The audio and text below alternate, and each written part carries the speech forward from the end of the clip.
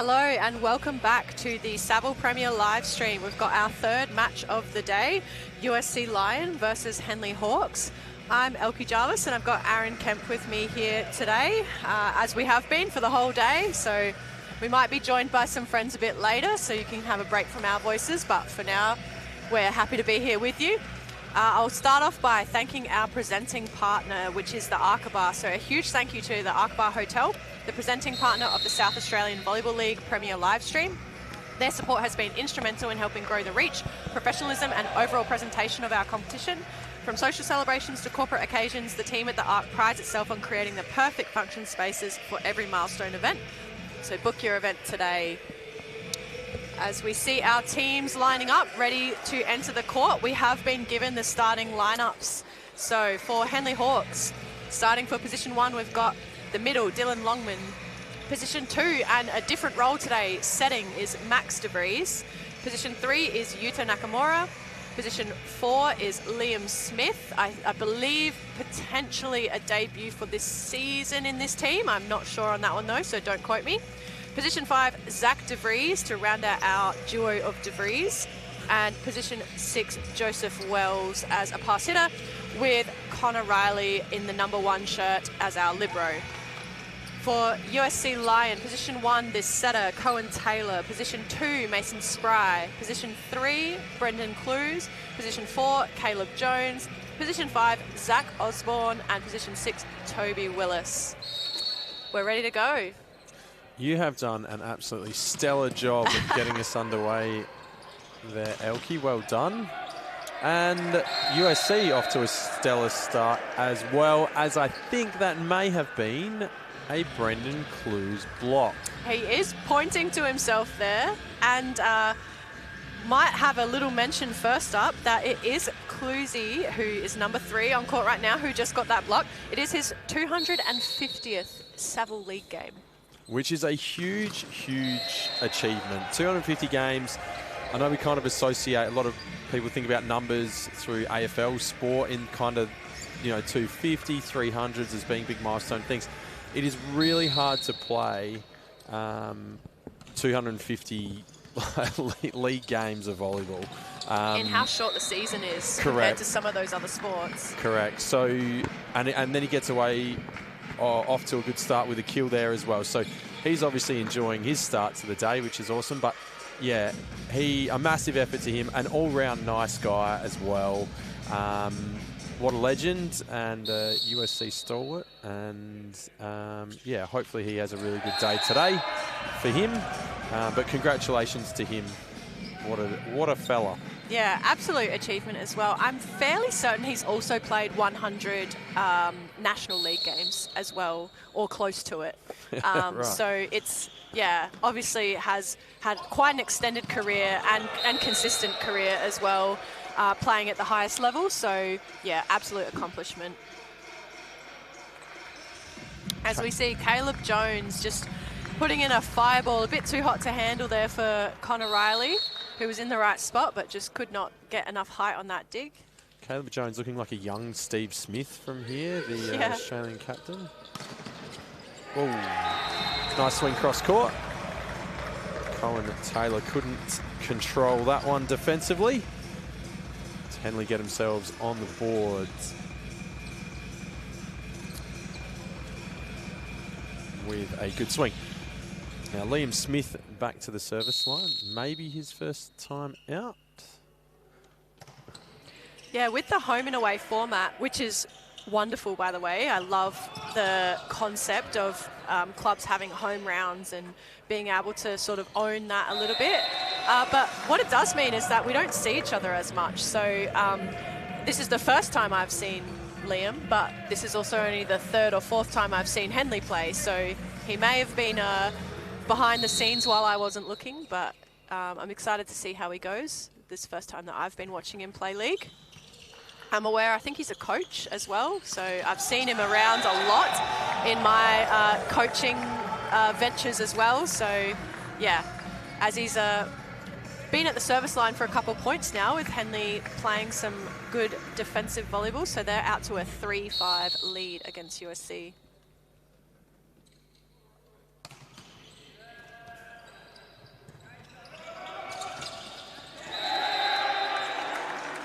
USC in a bit of a tangle over that side. Yeah. They look so calm and controlled and sort of right on early. And since then, it hasn't been that way at all.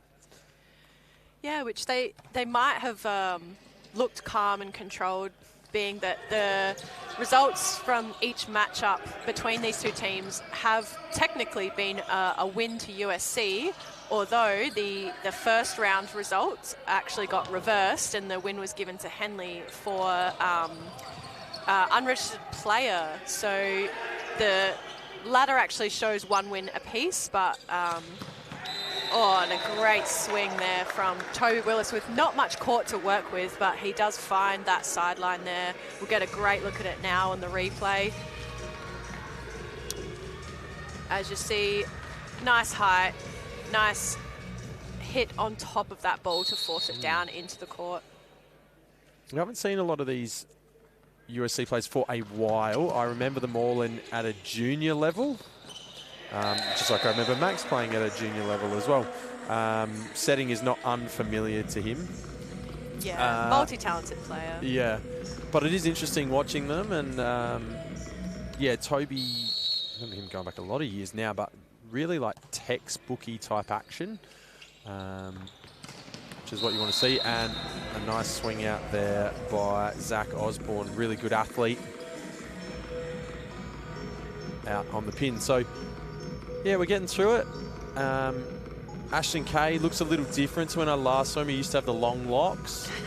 That was probably a while ago now, but the buzz cuts are the thing. So he's had it all taken off, and you can probably talk to me a little more about his hair. Yeah, it's been a little bit of a project. By no means am I a hairdresser, but since Ashton's opted for the buzz, he's also been experimenting a little bit with some different colours and patterns, which I've been helping achieve for him. So at the moment, it's actually looking a bit faded out because it's been a few weeks since we've touched it. But yeah, he's always coming up with some crazy ideas that he wants to express with his hairdo. So it's really good. As we see a net touch. Cannot do that one. Cannot touch the net. There was a time where you could touch the net. They quickly reversed that rule. I remember that time. That was a weird time. What was it? You could touch anything but the tape or something like that? You could touch anything when playing the ball, yeah, pretty much. And you could touch it in your follow-through, and you could almost, if it was out of the play, you could touch it. Nice long option there by Cohen. And again, Cohen's got some of the smoothest hands, I reckon, setting the ball. He makes it look very, very simple, but a young guy, and sets the ball well and very athletic as well. But yeah, used to be able to just like swing, follow through, and pull on the net, and nobody really cared. It turned into an absolute zoo at times. Yeah, we often, so as we have touched on in previous games, but there's been rule changes each year for the past few years now at the top level, and then that ends up filtering down into different levels, including SAVL. So we've adopted some of those rule changes, such as the relaxation of the double contact rule, which we discussed before. Some of the ones we haven't yet adopted that are being played at the higher levels, though, is the only needing to be in rotation at the start of the server's action rather than on contact of the serve, which at the higher levels has resulted in some really interesting things happening with the topspin serve. The tosses have gone lower now so that there's not as much time for the receiving team to get into their desired rotation, because now they can move as soon as the toss happens. So if the toss is higher, they've got more time. So yeah, I saw teams like stacking 3 receivers just in a line, but knowing that when the ball toss was going up, they had time to then move, and they had no idea what was going to happen. So yeah, it's funny, like that would be an unintentional consequence of that rule, and rule changes have always got these strange unintentional consequences. As Max makes a winner as a front row setter. Oh, that's a very strong shot there from Max to reach at that height, to put it over a taller blocker into an empty area of the court. So yeah, there is always those unintentional consequences, and we are seeing this sometimes need to, and I don't know that volleyball is subject to this just yet, but you know, a lot of sports are changing rules very quickly, sometimes too quickly. But yeah, we've spoken about the relaxation of the setting rule. I think at this level, it's been really, really good. Yeah. Really, really beneficial, because these guys are all really good at this level, are good setters, as we get an overpass there by Henley. And so any miss set is a disadvantage to you. Not every level of volleyball is that the case. Which I think was the desired outcome Yeah. of the rule change, was that you don't need to punish an action that is already detrimental to the team who performs it.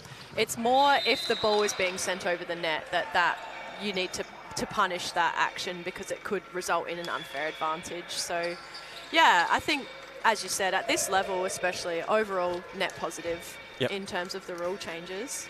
That swing, though, by Zach DeVries, not a net positive.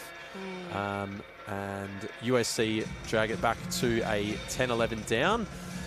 So Henley off to a good start here. USC just finding their way a little bit more. Tell me a bit about this USC team. I haven't seen a lot of them out. So obviously, Cluzy's 250th, but the rest, as Coach Taylor having a pretty extended conversation with Caleb Jones there on the sideline, but pretty young team generally. Like I said, I've seen them a lot in their junior stuff, but they're all kind of like early 20s or younger than that almost. So what can you tell me about them? Yeah, for sure. So they are in a bit of a rebuild-ish phase, I would say, in that they're bringing through a lot of youth. But in saying that, their personnel have been quite stable throughout the season. I think they've had a couple of little injuries here and there. I know Cohen Taylor had an injury in the last couple of weeks. Mason was injured early in the season. But yeah, they've sort of been able to keep a fairly consistent roster. And although being young, they have played together at least enough to look like quite gelled as a team. You still see some pretty interesting things happen. They have, brought Zach Osborne into this team in the last couple of weeks.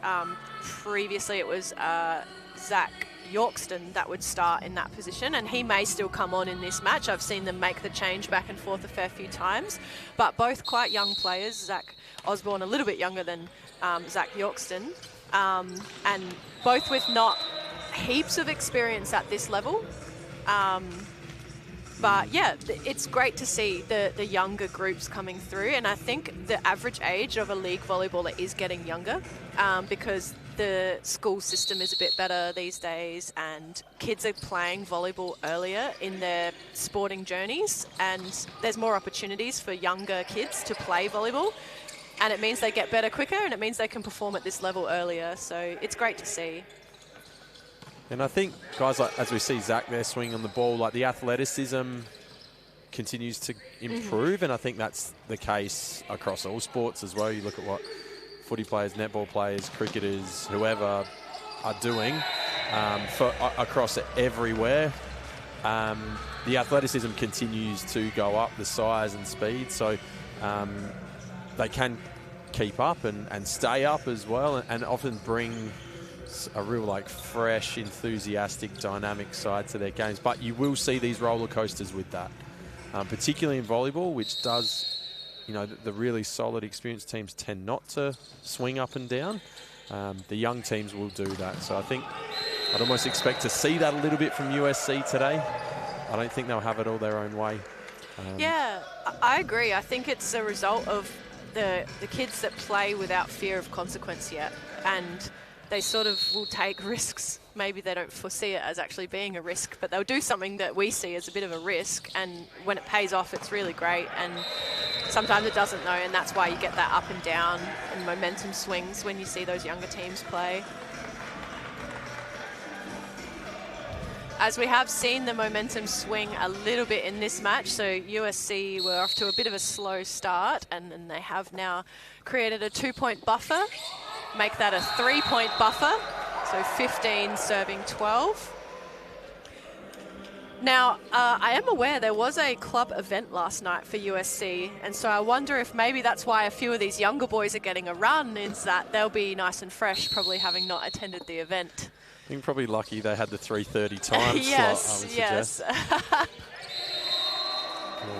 doubling down on errors there. Another timeout coming from Coach Nick Rogers of Henley.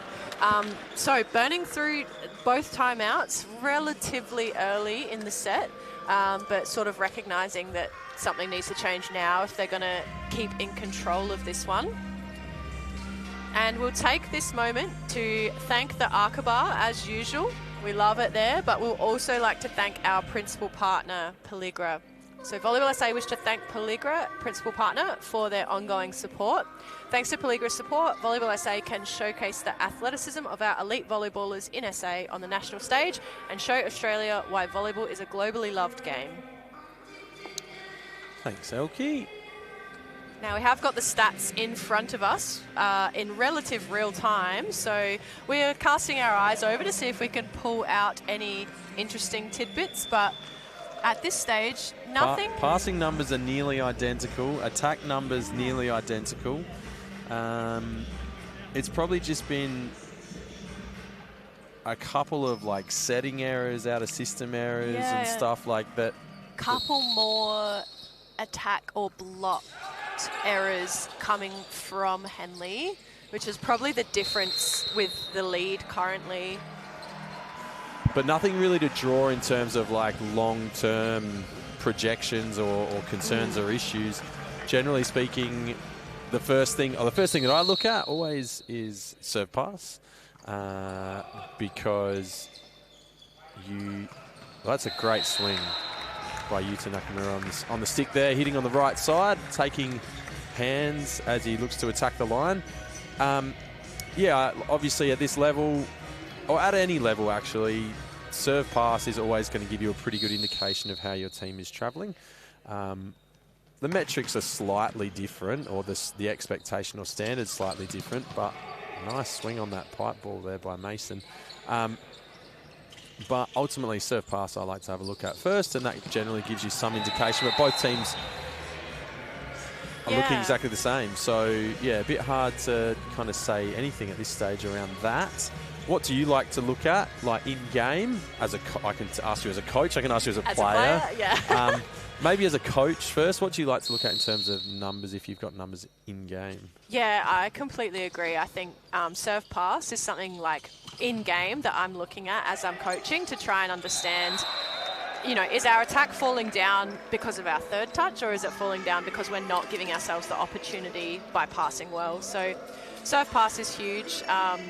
In the juniors team that I coach, I actually have 3 players that can play libero. I don't obviously play them all in libero at the same time, but I love having 3 solid passes that can just set up the attack.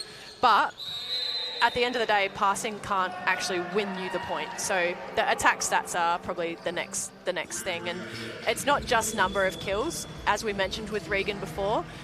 It's efficiency, because you could have a really high number of kills, but if you've also got a really high number of errors, then your net contribution to the team is actually not that large. So you want to see the efficient hitters, and I'm personally much more okay with continue balls in favour of that riskier, like I'll blast the ball no matter what, and sometimes it's in the tape or out the back. I'd much rather see a continue ball and then back your block and defence, and that helps keep your efficiency up as well in your attack stats. How about yourself? Do you look at the attack stats that much, or just focus mainly on pass? I tend not to in-game. Like, I do if I've got a player that I think should be seeing volume or not. So, like, if I've got a hitter who isn't seeing that much, I look at it more from a volume perspective. It's funny because the variance at junior volleyball is so much higher than what you're going to see from here, even though we know that even at an elite level, like setter location variance, actually it's more variable than you think it would be, even at the elite level, and certainly obviously at this level that variance goes up a little bit. Junior level, that's even greater. So what I still want to see my players be situationally aggressive. So if the ball is there to swing, that point needs to end. I don't care win, lose or draw, that point needs to end. If the ball's not there, I need them to make a good decision. So it's around like that kind of stuff. That's why I tend not to use hitting efficiency numbers so much at junior level, because if the ball's not there that regularly, I don't care so much about the efficiency. I care about making good decisions. And that is more anecdotal. I don't have that much data on that. Like it's hard to stat that. Yeah, correct. Yeah. So, and there's always bias, inherent bias in that coaching, which is always a dangerous way to live as a coach. But I think we've probably headed into such an analytic space that coach, feel, belief, sight, vision is sometimes thrown out for that data. And I still think there's merit in both of those things being used. As you mentioned, there's more data available now than there ever has been around volleyball, and especially with AI now, you can sort of feed game footage into some AI programs now, and it'll spit out a huge amount of data that it can sort of maybe even over-analyze the game a little bit. And stats aren't everything. As you said, you've got to be aware of the context and the situation of the stat. And there's, you know, the right decision to be made in the right situation that the stats just can't reflect. So, yeah, you do need to take stats with a grain of salt, but they can be beneficial. Another miss there by Henley as we go to 23-16. I think that brings up 24. 24-16. So their good start has been wiped out here, unfortunately. We've got Jackson Quo serving, so he hasn't seen as many league minutes in recent weeks. USC going in favour of Brendan Clues and Toby Willis as their starting middles, but good to see Jackson getting a run. He's another young player, so still eligible for juniors as well, and still just very dynamic, very exciting, can hit a ball really hard, but he's super fast twitch, and I think that's always really exciting to watch. It is something I would not know much about. Having never experienced it, but as USC do take that first set 25-17 on a service error. I'll throw to Elkie here. Yeah, we'll roll into a big thank you to Mahindra, who is the exclusive vehicle sponsor. So Volleyball SA is proudly driven by Mahindra as the exclusive vehicle sponsor. Experience the power for yourself and book a test drive at Adelaide City Mahindra dealership located at Hillcrest. And as I mentioned in the earlier game, I have experienced the power because I got to drive a Mahindra for a couple of weeks as part of the Adelaide Storm partnership that they have as well. So they're supporting multiple areas of volleyball, both at SAVL and at the AVSL, which is the National League, supporting the Adelaide Storm through that too, and just fun people to work with as well. As I said, they lent us a couple of cars for us to drive around for a couple of weeks and experience the power. How good. And I imagine that whilst driving the Mahindra, a fantastic vehicle, you wouldn't have been using your phone at that time down Port Road, which I have not done before. I know somebody very close to me has done that before, so I don't recommend using the phone while you're driving. And you don't need to in the Mahindra because it's got so much tech. It's all there on the screen for you. You can talk to the car, basically. It's like, what's the car from that old TV show that... Mate, you're testing me here. I was going to say the DeLorean from Back to the Future, but I think... I can't even remember what show it is. I think the car's name is Kit or something, and they talk to the car. That's what it felt like in the Mahindra. Yeah. All right, well, this takes us to the second set for USC, and they look like they're going to roll their starters back out there. I have a bit of info to go through just while we're waiting for our teams to get back on court, and that's around Cluesy. So as we mentioned, it's his 250th game today, which is an absolute crazy achievement considering we play a 15-round season in SAVL. He's played since 2011 for a lot of programs, including the Men's Australian program, the Adelaide Storm in the National League, and USC Lion in the SAVL Premier League here. He's a life member of USC Lion, which he received in 2025 for his services in various coaching roles, being on the committee, vice president, Premier Men's captain for numerous years. So he wears a lot of hats, and he's an amazing all-round human on all levels within the club. And as I've been told, Cluesy's heart beats blue and yellow. So big shout out to Cluesy for his 250th game. Congratulations again, mate. And I've got no doubt he'll be around volleyball for a lot longer yet. He's got a lads coming through as well. So occasionally I'll roll down to Glenelg during the summer and see Cluesy down there with his lad, and I'll be watching some volleyball and stuff. So he was here just before, actually, Clusy's son, Sullivan, and he was hitting around a balloon like a volleyball. Yeah. So I've heard he's very sporty already. And in fact, I heard a rumor he might even be ambidextrous, which is scary to think of. Imagine Clusy, but ambidextrous would be terrifying. We'll have to send him up the hill to Lofty and he'll fit Good in luck. nicely. You've got Clusy at USC and then Clusy's partner Charisse, who plays at South. So I'm hoping that she has enough influence to get him at South, but we'll see what happens. All right, now as we do have a look at these numbers, just towards the end of that set, the pass slid away here for Henley. I know we spoke about serve pass and only 14% perfect pass. And when you've got I'll say a backup setter, obviously a very capable backup setter, but as Clusy goes to work there in the middle, capable backup setter. Oh, nice swing there from Joey Wells. Perfect position. Thread the needle. Through the block, through the defense, into the back corner. Off the back of a great dig by Connor Riley as well. Yeah, you want to get that pass pushed in more effectively to give him a chance.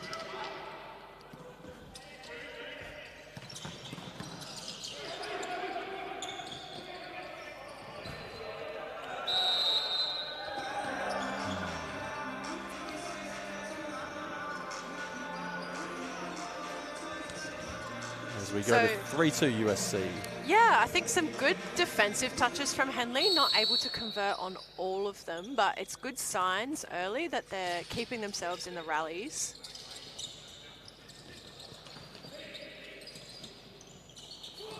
Oh, that is a nice touch. Yeah, I think with this younger USC team, that patience from Henley to make some digs and just play some maybe slower shots like Zach DeVries did just then, just to keep the ball in play. Against a younger USC team who maybe have a few more errors creeping in, being a younger team, which is traditionally what you see, that might be the patient game that they're trying to play to sort of outlast their opponent rather than outpower them.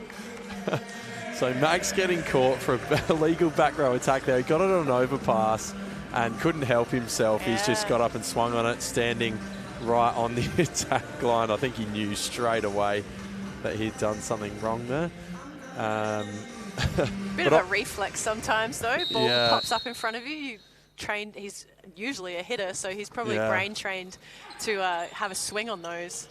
And often it takes the referees just a moment as the players sort themselves out defensively to work out where he's supposed to be. Ashton dealing out there. So Nakamura can't control that one. And the ball ends up in the stands. So Ashton and Caleb used to play together as beach volleyball partners. So that connection between Ashton setting and Caleb hitting is probably they've done a fair few times before.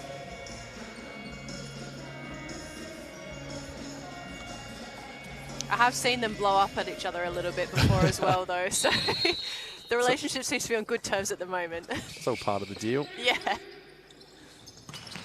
Oh, lovely swing there from Zach DeVries across his body to find that angle.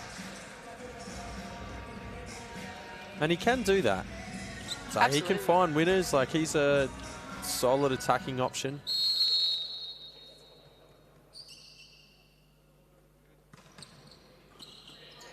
Nice reception on the hands there from Zach Osborne. Not so nice contact on the ball there from Caleb. Just not the wrist snap he was after, and that ball floats out the back.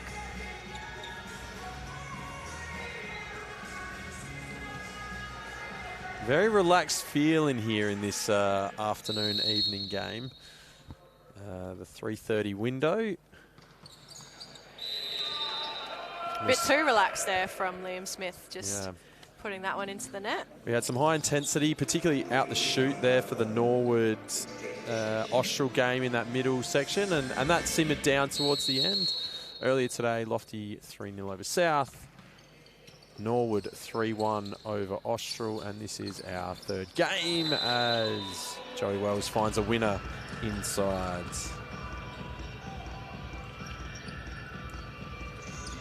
So neither team really pulling away too much at this stage. So USC do have the lead, but you wouldn't say it's a comfortable lead. And they haven't really looked like pushing away too much. Henley have been playing some good ball, some great digs. Yeah, Connor. Oh, great swing there from Toby. Yeah, and I think they need to get their middles going a little bit more. But, yeah, Connor Riley looks really good in the back row for Henley. He's busy. His positioning's good. He looks after his platform well. He's also a great leader in this team, being one of the more experienced at this level, as we've mentioned in previous weeks as well. Henley are in a bit of a rebuild, and so a few of these players are pretty fresh to Premier level volleyball, and Connor's been a bit of a mainstay for a while in this team, so he's got good leadership, and he coaches as well, so he's got good game IQ and good strategist as well. Also, interesting fact about Connor is he's really, really good at the, you know, you have to guess the AFL player based on the silhouette. Yeah, yeah. Oh, he's incredible at it. It's scary. Yeah, right. Oh, another good find by Joey Wells against a well-formed block. Oh, no. Ashton just offering a really short free ball, which Max, as we said, can't help but have a swing on. Good Another digs, nice though. dig. Oh, good More touch. good digs. Joey, creative. Someone needs to find a heavy swing here. Gotta go, Joey. And he didn't. It's recycled. Someone pulled the trigger. We're talking about controlled aggression. Someone. There it is. Yep. Cohen thinks, all right, I've had enough of you hitters just recycling and playing the ball in. I'm here to just end this rally now. Yeah. I love it when a setter takes control of the offense like that and says, you know what, I'll do it myself.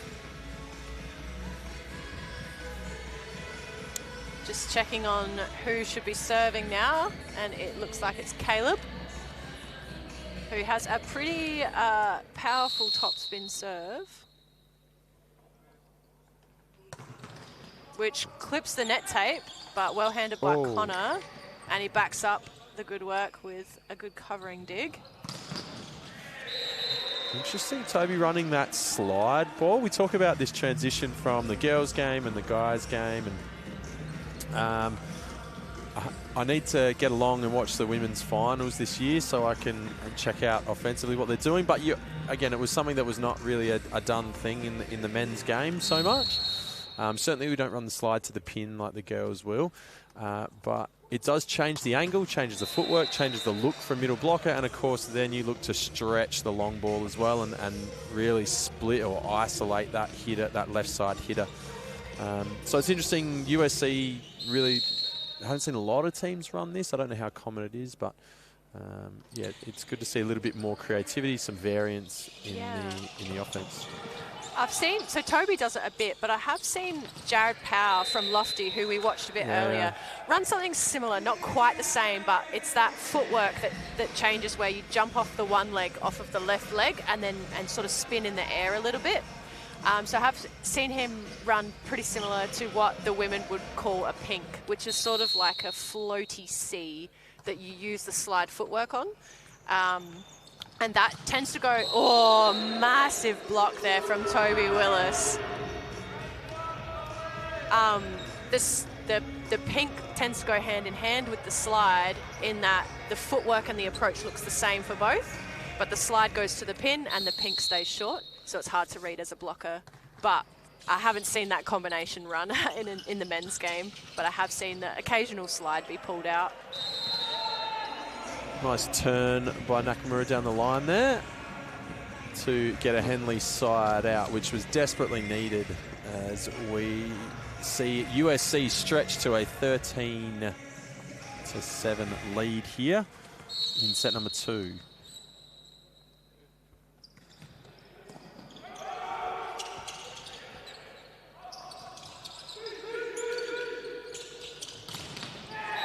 Oh, and again,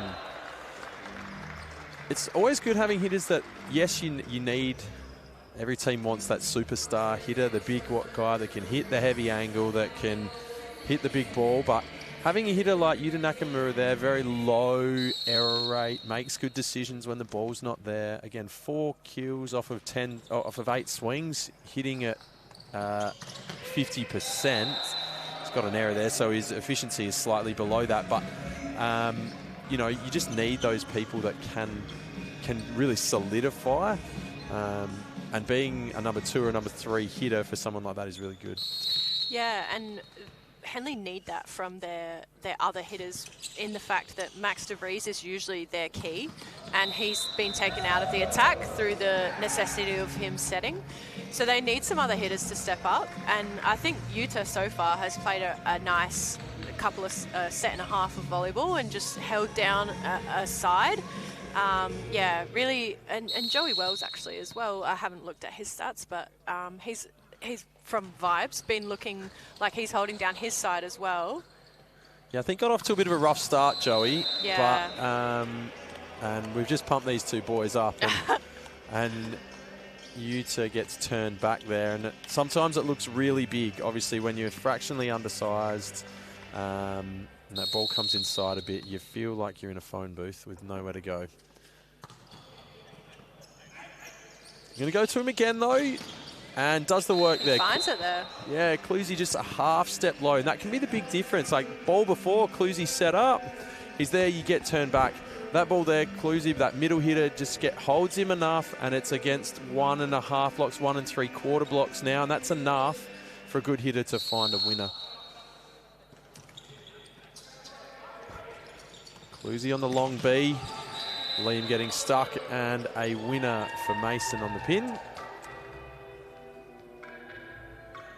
Yeah, I'm really liking Zach Osborne's confidence in taking the serve receive on his hands.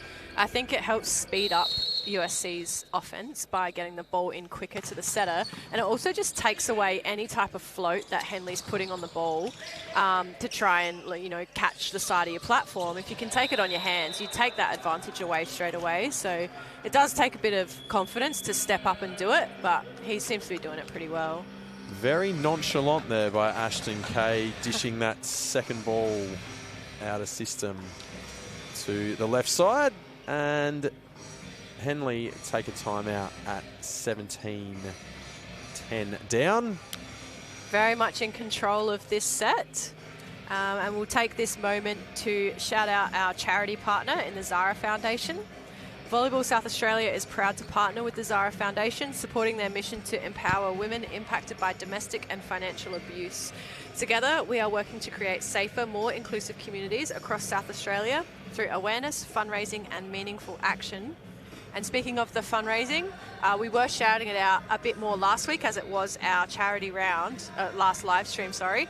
But we are still running fundraising for the Zara Foundation. You can go on the VSA website and find the link where you can donate.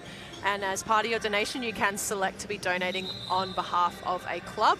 And the clubs are in a bit of competition to see who can raise the most. So if you're a Henley or a USC or any other Premier League club fan, jump on the VSA website and put through a donation to the Zara Foundation to help support their great work that they're doing and help your club win the fundraising drive.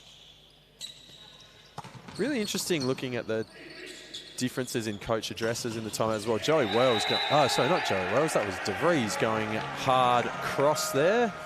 Nice side out by Henley.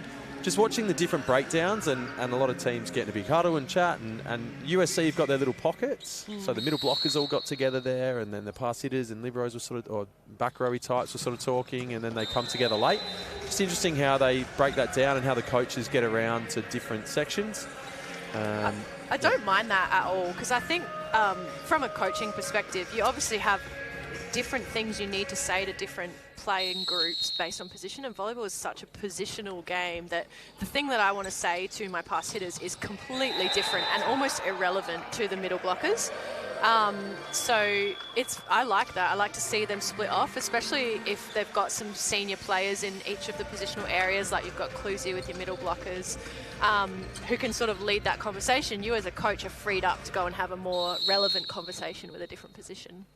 Really mature swing there by Liam Smith, turning that ball back to position 5 from an awkward approach angle to do that, but really, really good swing there, hitting the deep corner. So couldn't back it up with the serve. So Jackson Kuo is re-entering the court, and I was reminded that this is his league debut. So they have been just running with Clusie and Toby, but Jackson getting a run in his debut, which is really nice to see. As we said, exciting young player that is coming up through the ranks.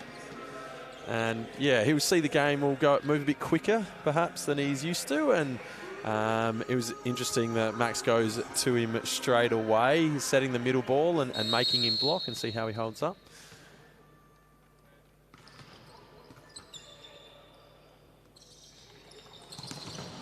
Cohen making that right side long option look really easy. Yeah, and a nice high swing there from Caleb, catching the top of the block and going down on the Henley side. Wasn't a bad block position, but it was a great high swing, and sometimes that's all you need. You don't need to hit the floor with every kill. You can hit high hands, and that can sometimes even be harder to defend. So great swing there from Caleb, backed up by a good serve as well. Looking for a break point here, which they get. Get one. Got to be happy with that. And the USC coaching staff clapping away in support. They're very happy. At the moment, with the 21-13 lead, that would be the case.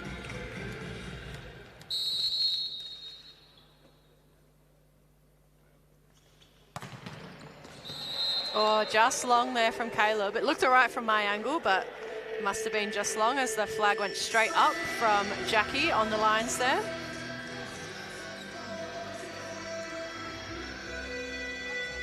And our officials do a great job. It's really great to have high-level officials being able to officiate a match, and we just absolutely appreciate the work that they do and the keen eyes that they have to be able to officiate the way that they do so well. So we've got Josh Burrows up on the top referee stand there, very experienced ref, albeit he is young in his reffing career. He's been refereeing interstate already. And then we've got Adi Tawari as the second referee, a junior player as well, but also getting his stripes as a referee, which is also very nice to see.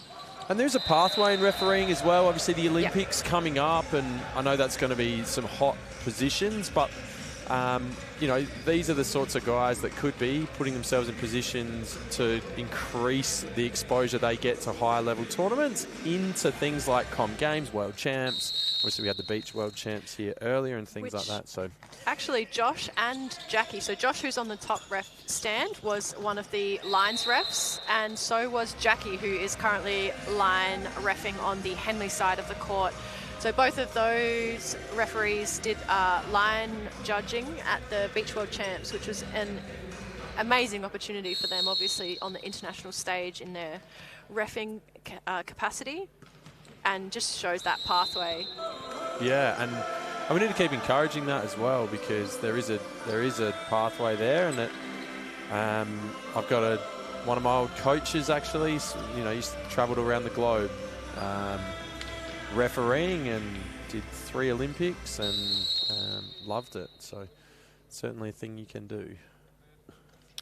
Jackson ripping out the top spin. I guess they are on set point, so you've probably got a bit of license, and being his league debut, wants to make a mark. That one, unfortunately, the mark being outside the court. Once a jump server, always a jump server though, I suppose. Henley coming up with an ace there. Right. Yep. Maybe getting a few little points at the end of this set, hoping to take some momentum into the next.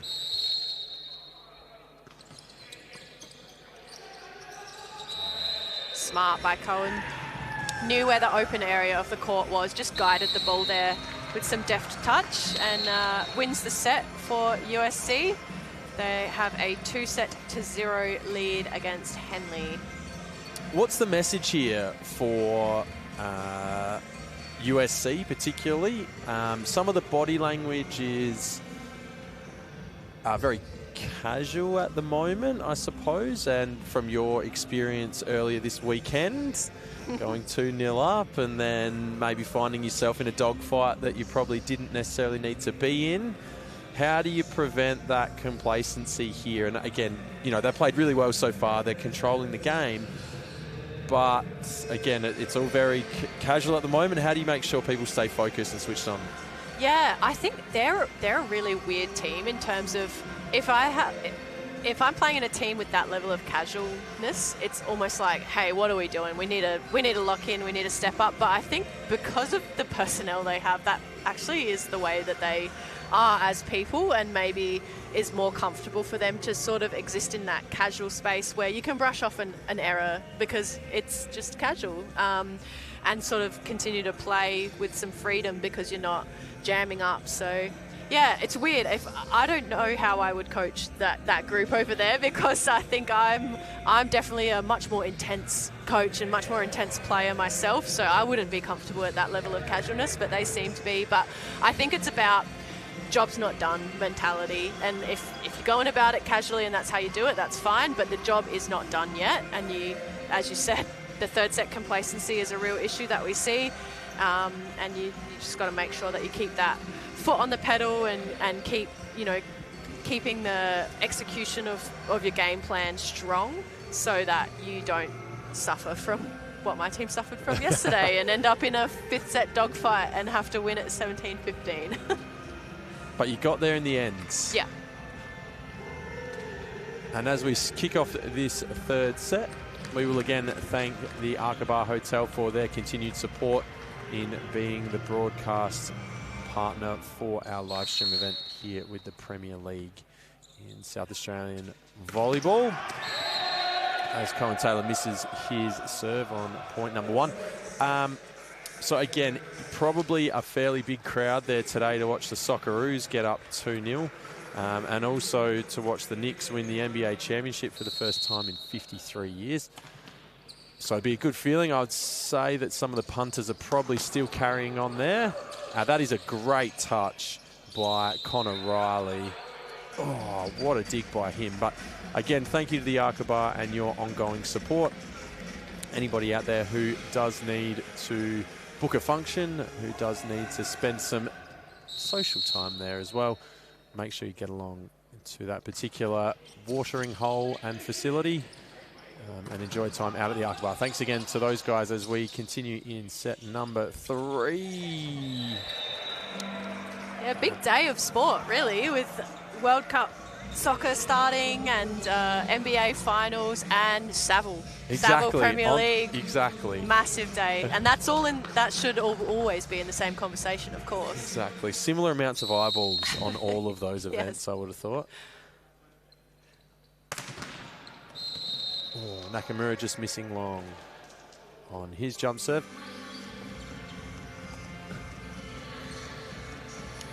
So scores locked at 2 points apiece in this set, but USC have the 2-0 lead in sets, looking to close out the match if they win this one, but Henley looking to not let that happen.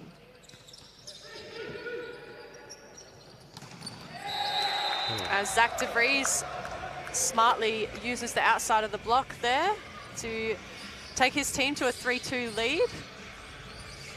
Liam Smith back to serve. I don't want to get too far ahead of ourselves here, but next week, round 10 for the guys. Kind of different matchups. The top 3 are now playing the bottom 3 in next week's lineup. So South play Norwood. Norwood off a very impressive win against Austral. Still some things to clean up that we spoke about already around like tidying up that pass a little bit. USC play Mount Lofty. Mount Lofty really doing a good job and looking very clean against South Adelaide today. And then Austral take on Henley here, who hopefully they can fight back as Joey Wells gets shut down there. Fight back in this third set. But then you've got Austral, who, again, probably thought they had some momentum at times and opportunities today against Norwood and probably couldn't capitalise with enough regularity. But anything to take away from those games as we head into round 10? Any early thoughts?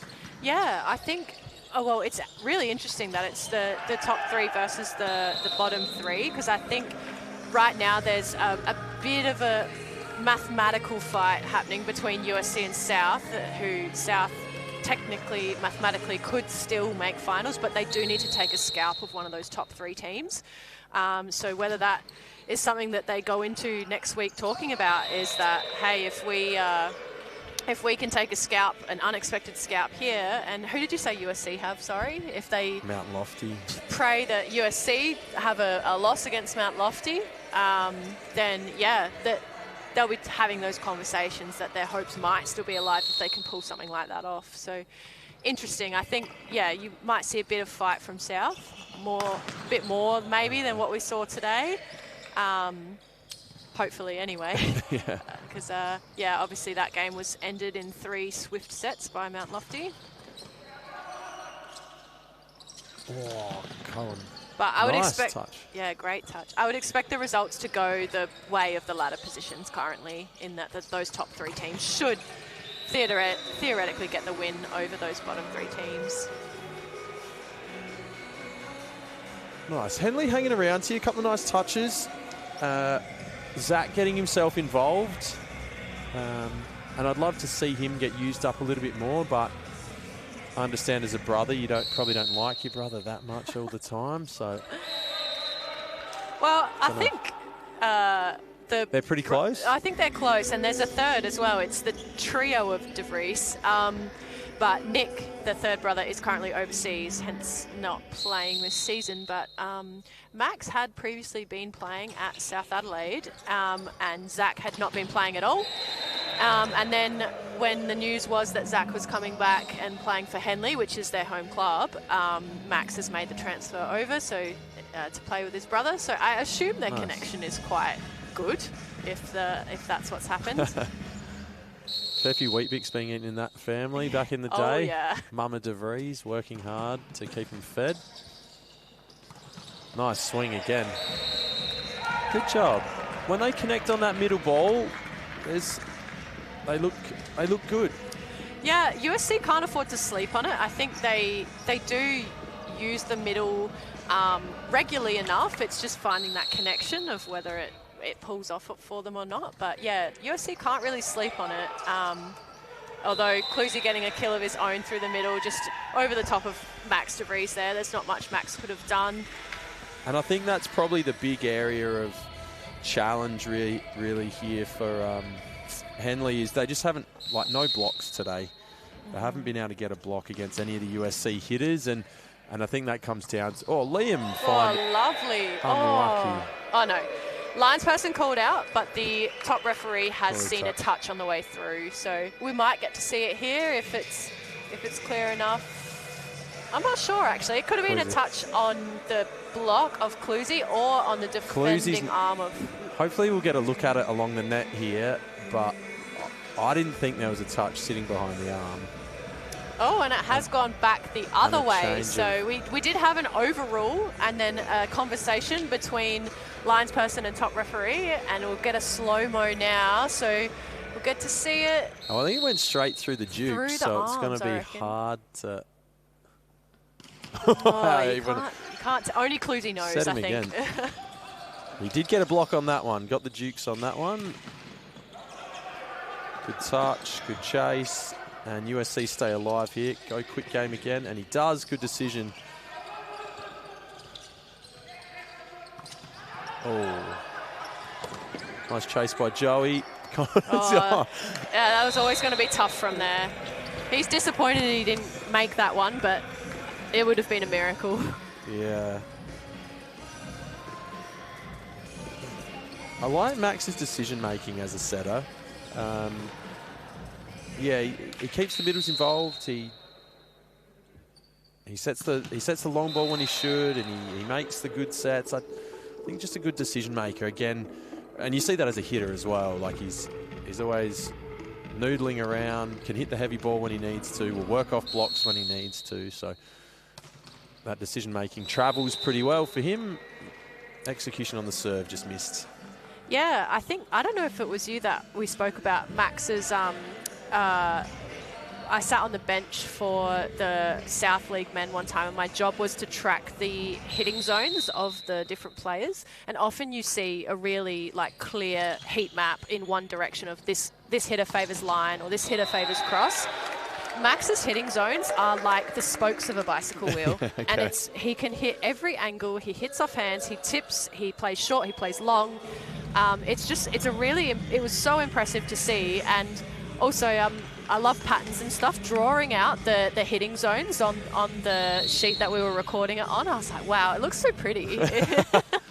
And you lose that now that he's setting today, but lovely block though from his brother Zach de Vries, just posting up there. I know we'll get another look at that one. Pushed on pretty tight there, I reckon, and goes 1-on-1. Now Yuta Nakamura. Oh, he'll get another look at it. We'll see the press over, and yeah, perfect post up. Just misses on serve, but they're hanging around here, Henley. And Toby's coming in as a pass hitter. Yes, which isn't completely unusual for Toby. It's unusual for most middles to be able to transition to a pass hitting role, but for Toby, it's not so unusual. Okay, nice ball on the right side there. Zach just missing, but he's splitting that block well and getting what you want out of it. And especially against a young first-time league player on block, you want to make him work left and right and make his life unpredictable. Oh, deep dish on the set. As much as ball handling's not a thing, from a double perspective, you can still get called for a held ball. Look very beachy there all of a sudden, but... Yeah, a little bit of leniency being shown by Josh up on the ref stand there, but you wouldn't want to hold on to it much longer than that. I think you'll start hearing some whistles. I think I also must have missed it, but Lachlan Edwards, who's just passed the ball right on cue, did enter the court for Joey Wells, and unfortunately he's blocked out there. Swung hard. Yeah, swung hard. Bit of a... long strider as a left-hander on the approach. Bit of a versatile player as well. Last time we were here at the 36ers Arena, he came on to fix a hole that was happening in the middle. Correct, yeah. And he did really well, actually, which is very difficult as a left-hander. As we spoke about right-handers hitting out of the right side of the court, it's the same when you're a left-handed middle. The setter is generally on your right, so to open up to your left shoulder, you have to close your right shoulder off to the setter, so it makes it difficult to be... Oh, Jackson making the most of his debut, absolutely bouncing that ball. I was going to say the two young, fresh middles here in Liam Smith and Jackson. Really nice technique. Oh, such good technique. So open to the setter, massive hitting window, fast arm. But both, neither look out of place. Mm-hmm. I agree. Whoa. That ball's a bit out of place off of Caleb's serve, over into the stands. Which is good. That's what you want to see. You want to see them comfortable in attack. It's really easy for young guys, particularly in the middle, to just go out of the game and not be involved, not present. And when they do, it's very gentle, but they've all have been aggressive, and now we ended up in a weird situation here where Cohen ended up hitting that ball and is in the pass. So yeah, they've Caleb the opposite is now setting, which he was a setter when he played in high school, so he probably hasn't done that for 5 or so years, but and Cohen's not too bad at having a swing down the line as well. So yeah, both not foreign concepts to Caleb in terms of setting and Cohen in terms of hitting a ball. Again, slow hands there. Yeah. But a heavy swing by Cohen. Zach Yorkston now with ball in hand. I must have missed his sub as well, but starting to ring the changes here a little bit. Yeah. Oh, Toby and Willis. nice block by Toby on the outside. Yeah, so USC take a 18-12 lead here, and they're starting to wheel and deal and get some other guys in the game. Again, Max, love the decision to set the right side, but again, you can see how athletic Jackson is. He can cover that up pretty well. Ashton dealing. Good cover dig Turn by Zach. back. Here's a tip. Here's your chance. Goes to the lefty, and that's a winner. Nice. I like to see that from Lockie Edwards there. Just, yeah, having a red hot go. Yep. He's obviously their team is in the position of you got to do whatever you can at this point. Like you're 2 sets down, you're facing a bit of a deficit, got to go out and have a swing, and he's got the reward for it there. And they look organised defensively there, and that makes a big difference when you have those organised out-of-system plays. Just gives you some confidence, and again, same thing here. We're pretty structured. Bang away. Good job. Stay really clean and structured. Connor takes control of that off-speed free ball-y thing that comes over, and they look balanced and organised. And the more you can do that, the more you're going to put yourself in positions to swing on the ball. Whenever that happens, whatever the outcome of that, so be it. But the more often you're swinging on the ball, the better off you're going to be. That is a tough nice serve. In a day of disappointing jump floating, that was probably the best we've seen. Oh, I thought I might have seen a little touch there, but maybe not. Maybe I'm hoping Henley gets up and wins a set to extend the game, so I'm hoping for a touch. But, yeah, it must have missed by only just. He just turned the line a little too far. Very nice. Very smart by Max. So no libero on the court for USC. Probably prime time to pull out a play like that. Max aware that right on the line as well, there would be a middle having to defend that. Just the fact of knowing as well, getting dragged to that side of the court, fast ball in, just feels the game very well. And that one's out. Cohen. Henley looked to be targeting Toby Willis in serve receive, which would make sense being a middle, but seems to be handling it okay so far. You see all our, this has been the case all day today almost, but libero is taking a lot of court, but not seeing a lot of ball in serve receive. Ashton's jacked that up. Utah high and tight. Nowhere to go against Clusie in his 250th. I wonder, so how's Clusie's stats looking in his 250th game? He's got 2 points off of 2 attempts, 100% efficiency. That's not bad. And a block point. Yeah. +3 for Brendan Cluse.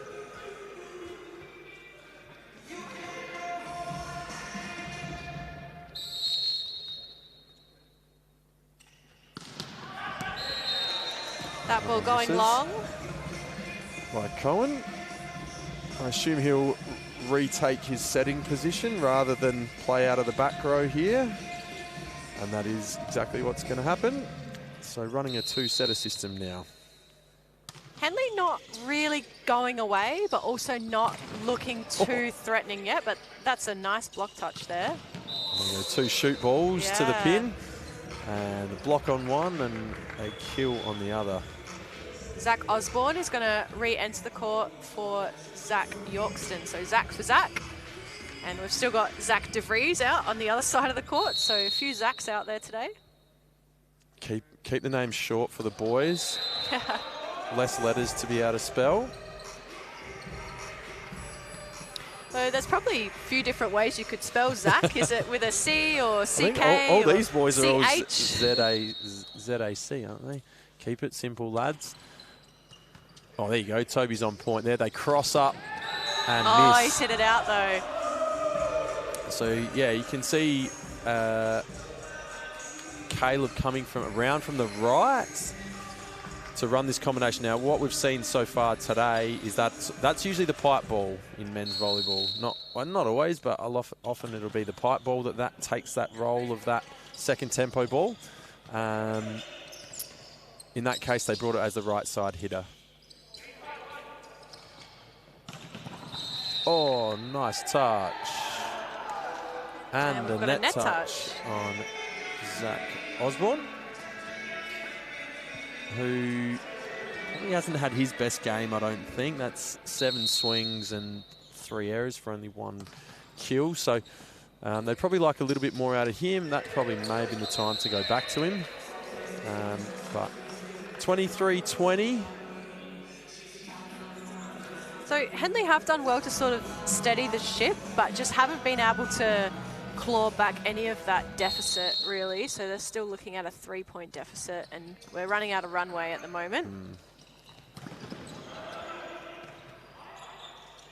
Good opportunity here. Clusie on the pipe. In his 250th. And he'll be happy with that, keeping his stats looking pretty nice, but just from a different zone of the court. He would not have run that. Maybe ever. I don't know. He actually made it look all right. Yeah, he timed there's it a up bit of well. surprise on Connor Riley's face having to receive that ball. I think he was not expecting Clusie to run a pipe. And Clusie's going to stay, and he's gone. And oh, they're feeding him now. They want him to win the final point of his 250th.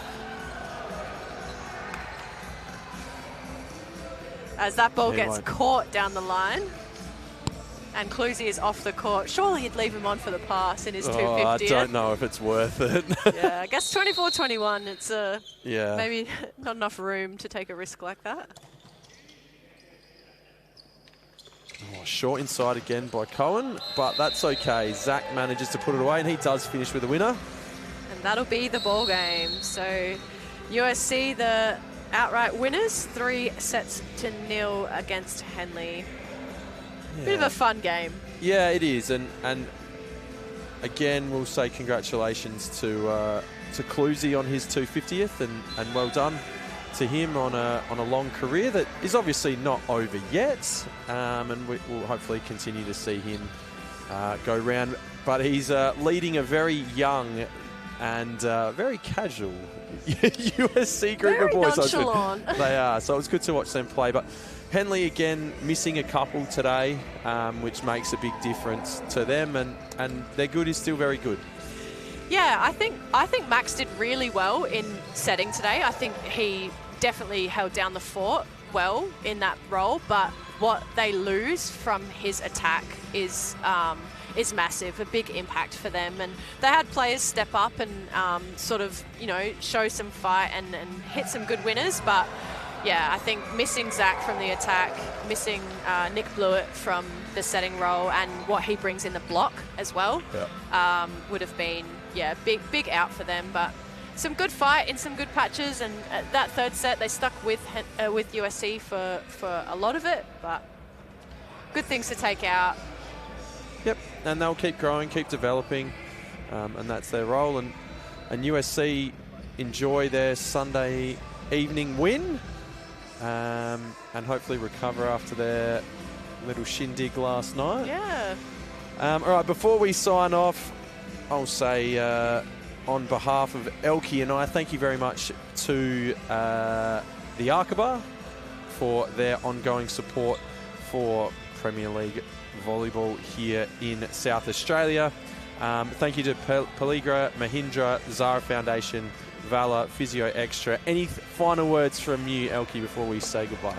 No, just sad that this was the last regular season live stream. So, yeah, thanks everyone for tuning in. If you have tuned in to this one or any of the other live streams, it's been so good to really showcase what SAVL Premier League volleyball is all about, and we've had some really great matches. So hopefully this is something we'll see some more of in the future, but it's been great to be a part of this, and thanks everyone for tuning in. Thanks, guys, and all the best for all the teams for the rest of the year. Thanks for your company, Elkie. You've been fantastic. Thank you. You too. We'll see you guys next time. See you later.